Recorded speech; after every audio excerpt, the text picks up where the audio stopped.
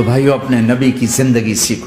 ایک سارا کام چھوٹا سا کام, زبان.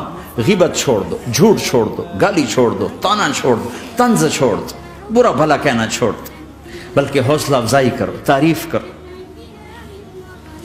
ایک ہماری دھوبن تھی ماسی شریفہ, مرحوم 85 میں فوت ہوئی, سن 85, بہت لڑاکی تھی.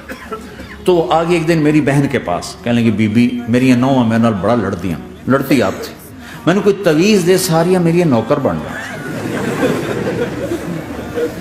تو وہ میری بہن نے ایسے نا ایک کاغذ پر نا وہ کل لکیریں لکونے لگا کے تو ایسے بالکل رول کر کے کہا کہ ماسی شریفہ جب تیری لڑائی شروع ہو نا تو نے یہ تعویذ یہاں رکھنا ہے,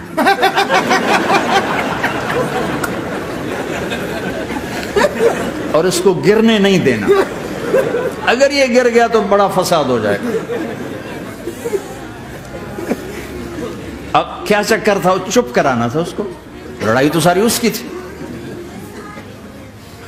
ہفتے کے بعد وہ آگے بی بی تو تا ایسا تویت دکھتا ہے ساری لڑائی مک گئی, کیوں جو ماسی شریفہ آپ چپ ہو گئی, یا وہ شروع ہوتا وہ ایسا کر کے بیٹھ جاتی, لڑائی ختم.